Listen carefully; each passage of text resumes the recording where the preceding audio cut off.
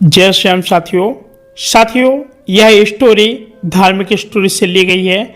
इसमें आज हम बताएंगे आपको बालाजी के चमत्कार और एक जो सिस्टर हैं उनकी जो कही बोली हुई बात है, आज हम आपको बताएंगे। आप लोग बड़े गौर से सुनिएगा। मैं अपना नाम गुप्त रखना चाहती हूँ। मैं यूपी के सीतापुर की रहने वाली हूँ और मैं आपकी हर वीडियो देखना पसंद करती हूँ। भैया, पहले मैं ज़्यादा पूजा पाठ नहीं करते थे, बस ऐसे ही शिव चालीसा, गौरी स्तुति नहाकर अपने किचन में काम करते हुए पढ़ लेते थे।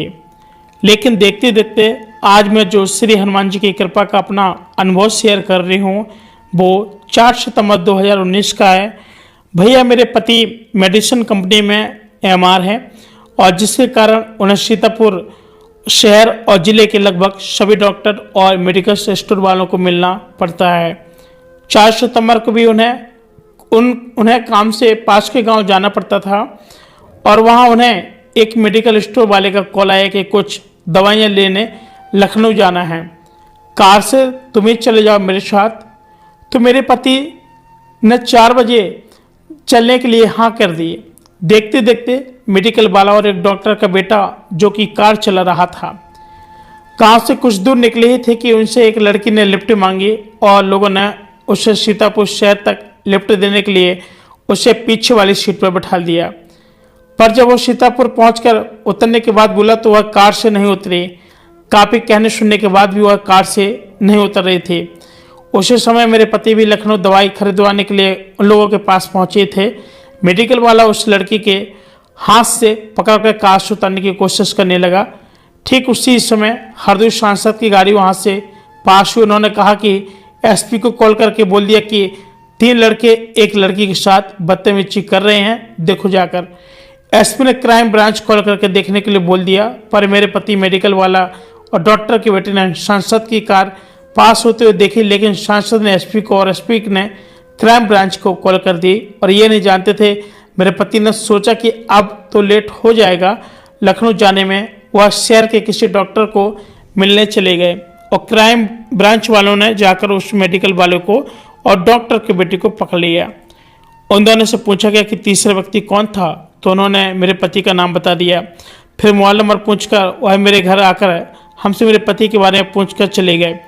उनके जाने के बाद मैंने अपने पति को फ़ोन करके सारी बात बताई। उन्होंने कहा कि ठीक है, मैं कोतवाली बात करके 10 बजे तक घर आ जाऊंगा।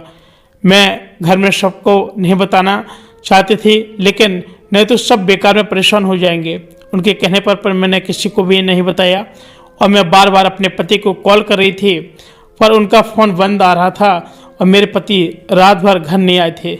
मैं परेशान होकर बिना कुछ खाए पिए इधर उधर बालकनी में घूमते रही। उनका रास्ता दिखते रही, लेकिन दूर दूर तक पति कहीं भी नज़र नहीं आ रहे थे। मैंने घर पर किसी से कुछ नहीं कहा। इस बारे में सब खाना खाकर सो गए थे। सुबह मुझसे रहा नहीं गया तो मैंने अपने देवर को सारी बात बताई। उसे कोतवाली भेजा, पर वहाँ देवर को मेरे पति ने बताया कि राजनीतिक दबाव के कारण एफआईआर लिख गई है और जीडी पर केस चढ़ गया है। मेरे पति कभी भी पुलिस या इन चक्कर में नहीं पड़ते थे। इन्हें एफआईआर या जीडी के बारे में नहीं जानते थे, जबकि मेरे देवर पहुँचने तक लिए एफआईआर जीडी तक नहीं लिखी गई थी। मेरे पति और वो 2 लोगों के सिर्फ एक पेपर पर साइन कराए गए थे जिसमें मेरे पति एफआईआर समझ रहे थे। और जयेश भाई मेरा देवर अभी सिर्फ 20 से 22 साल का है, वह भी कुछ समझ नहीं पाया। मेरे मायके वाले पापा के जिस सांसद ने एसपी पर कॉल किया था और उनसे अच्छे संबंध थे, और मामा ससुर मेरे चचेरे जेठ सब वरिष्ठ पत्रकार हैं, इसलिए मेरे पति ने एफआईआर लिखी और ये नहीं बताया होता कि मेरे पति को ऐसे छोड़ दिया जाता, पर इस नासमंजी के कारण उनका चालान हो गया और उन्हें जेल भेज दिया गया। वहीं मेरे देवर ने वकील को किया और उनको रजिस्ट्रेशन भी नहीं था और वह अच्छा वकील भी नहीं था और जिस वकील को किया गया था, और इसलिए मेरे पति की जमानत लोअर मजिस्ट्रेट के यहाँ नहीं हो पाई। और मैं उनको बताना भी भूल गई थी कि कोतवाली में जाकर मुझे पता चला कि वो लड़की जिसके कारण से सब हुआ था वो धंधे वाली है। पुलिस ने बताया कि ये अक्सर ऐसा करती हैं, इन्हें लिफ्ट नहीं देना चाहिए। और जश भाई के पति के साथ ये सब हुआ। ये देखकर मैं रो रो कर पूरी तरह से टूट गई थी। सिर्फ भगवान भगवान कर रही थी। माँ के मम्मी पापा दोनों हार्ट के पेशेंट है, इसलिए मैं उन्हें कुछ बता नहीं सकती थी और कोई भाई भी नहीं है। हम सिर्फ 4 बहनें हैं और जिनकी शादी भी हो चुकी है। देखते देखते और ससुराल वाले मेरे सास ससुर और देवर, मेरे ससुर बहुत ही सीधे हैं, जो ज़्यादा किसी दुनियादारी को नहीं जानते हैं। हम सब तो सिर्फ रो ही रहे थे और भगवान का स्मरण कर रहे थे। और जब पता चला कि वकील सही नहीं है तो हम सब पूरी तरह से टूट चुके थे। वो वकील हमें जमानत रद्द होने के पेपर भी नहीं दे रहा था। बड़ी मुश्किल से उसने पेपर देकर हमारा केस छोड़ा। जयेश भाई, मेरा दिमाग सुन्न हो गया था और बताया गया है कि आगे क्या हो गया कुछ समझ नहीं आ रहा था। तो मैंने सुंदरकांड पाठ में बहुत सुना था, इसलिए मैंने उस समय 11 दिनों का पाठ मान लिया। और हमारे पड़ोस में एक लड़का है जो कि एक वकील है, पर वो किसी दूसरे वकील के अंडर काम सीख रहा था। मैंने उससे बुला करके सारी बात बताई। उसने कहा कि हमें शहर का सबसे बड़ा वकील करना है और कल जमानत के लिए एप्लीकेशन डालनी है। देखते देखते उसने मुझे शहर के एक बड़े वकील के बारे में बताया और वे वकील एसोसिएशन के अध्यक्ष भी हैं, पर वो छोड़ा हुआ केस नहीं लेंगे और उनकी फीस भी कम से कम 50,000 रुपये है। और कल पेपर तैयार, कल बेल एप्लीकेशन कोई वकील नहीं डाल पाएगा। और उसने मेरे कई वकीलों से बात भी कराई, पर कल के लिए कोई तैयार नहीं था। सब 1-2 दिन का टाइम मांग रहे थे। और जयेश भाई ये सब देखकर और सुनकर और मेरे देवर और ज़्यादा परेशान हो गए। फिर अगले दिन सुबह नहाकर मैं सुंदरकांड श्री हनुमान चालीसा, बजरंग बाण और हनुमान अष्टक का पाठ करने के लिए मैं पूजा करने में मैं अपने देवर और पड़ोसी लड़के से कहा कि मुझे एक बार उस वकील से जो कि शहर के सबसे बड़े वकील हैं उनसे मिलवा दीजिए प्लीज़। तब उन्होंने कहा चलो आप मिलो, पर कोई फ़ायदा नहीं है। फिर मैं उन दोनों के साथ जो शाम को उस वकील से मिलने गए। जयेश भाई, आप विश्वास नहीं करेंगे, और श्री हनुमान जी का जो चमत्कार तो देखिए कि बड़े वकील ने मेरे एक बार कहने पर भी मेरा केस ले लिया। और जब मैं फीस पूछी तो फीस नहीं, तुम सिर्फ मेरे पेपर और मुझसे के लिए 4,000 रुपये दे देना और निश्चित होकर के घर जाओ, तुम मेरी बेटी जैसी हो, रोना बिल्कुल मत, कल ही बेल एप्लीकेशन पड़ेगी और जो डेट मिलेगी उसी डेट पर जमानत हो जाएगी। हनुमान जी का चमत्कार आप लोग समझ सकते हैं साथियों, कितना बड़ा चमत्कार। देखते देखते बताया गया जयेश भाई वकील साहब मेरे पास ही उम्र के थे और 65 साल के आसपास, और 10 सितंबर 2019 को उन्होंने एप्लीकेशन डाली और डेट लगी 25 सितंबर की। मेरे पति और जो 2 लोग थे उन सब पर देह व्यापार का केस लगाया था। और उस समय जो जिला जज थे वो जल्दी जल्दी जमानत नहीं देते थे और कोर्ट नंबर 2 के जज ने तो आज तक एक भी जमानत नहीं दी थी। ये सब सुनकर तो हम ज़्यादा घबरा गए थे। और जब कचहरी में बोलते कि यहाँ जमानत नहीं हो पाएगी, हाई कोर्ट की तैयारी करो, मुझे कुछ समझ नहीं आ रहा था। मैंने सब कुछ छोड़कर सिर्फ पाठ किया। मैं हर रोज 1 बार सुंदरकांड, 7 बार श्री हनुमान चालीसा, 5 बार हनुमान अष्टक और बजरंग बाण का पाठ करने लगी। कभी कभी तो मुझे खुद याद नहीं रहता कि सुबह से शाम 6 तक मैंने कितने पाठ किए। मैंने सब कुछ श्री हनुमान जी के भरोसे छोड़ दिया था।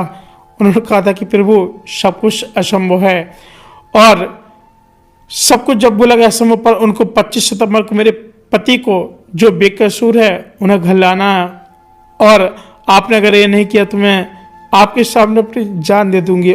और मैं 11 दिनों तक लगातार प्रभु से प्रार्थना करती रही। 25 सितंबर को ही नहाकर पूजा करने बैठी। मेरे चाचा जी और देवर दोनों कोर्ट में चले गए।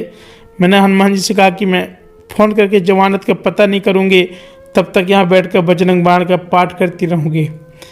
जब तक वह वहाँ से फ़ोन करवा कर मुझे नहीं बता देते कि जमानत होगी। जमानत होने के बाद ही तुरंत बाद 1.25 किलो लड्डू का भोग लगा कर ही उठूँगी। और ये बोलकर मैं पाठ करती जा रही थी कि तभी लगभग 1 से 2 बजे मेरे देवर ने मेरी सास को, जो सास है, सास को फ़ोन करके बताया कि जज उठ गए हैं और केस भी उनके पास गया था।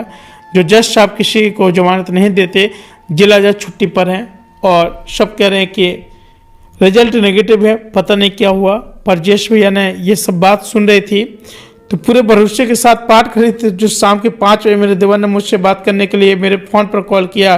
मैं पाठ कर रही थी, मेरी सास ने फ़ोन उठाकर स्पीकर ऑन कर दिया। मेरे देवर ने सिर्फ इतना कहा हो गई है, और वो रोने लगी। और ये सुनकर इधर हम सब रोने लगे। मैंने तुरंत श्री हनुमान जी को धन्यवाद किया, प्रसाद चढ़ाया। ये सवाल आज ये सब लिखते हुए मैं इसलिए रो रही हूँ क्योंकि ये श्री हनुमान जी की कृपा थी। और जो मेरे पड़ोस का लड़का जो कि वकील है, उसने और मेरे चाचा ने सबने यही कहा था कि असंभव कार्य संभव हुआ है। ये सब जज साहब पहली बार इस जिले में आने के बाद रिहाई लिखे हैं। जिस भाई मेरा कोई भाई नहीं है और तभी से मैं हनुमान जी को अपना भाई माना है। और इस साल मैंने उन्हें रक्षाबंधन के दिन राखी भी बांधी थी और तब से मैं हर मंगलवार और शनिवार को सुंदरकांड का पाठ करती हूँ और रोज 11 बार श्री हनुमान चालीसा, 5 बार हनुमान अष्टक और बजरंग बाण पढ़ती हूँ। मैं श्री हनुमान जी की सुबह शाम रात 3 बार पूजा करती हूँ। मैं उनकी महिमा के बारे में क्या बताऊँ, मेरे पास शब्द ही नहीं है। मैं जब भी उनसे प्रार्थना करती हूँ तो वो जरूर सुनते हैं। और आखिर में बस यही कहूँगी कि उन पर अटूट विश्वास रखिए। श्री हनुमान जी कभी भी अपने भक्तों को अकेले नहीं छोड़ते हैं। बोलो सिया रामचंद्र भगवान की जय, बोलो बजरंगबली की जय, बोलो मेहंदीपुर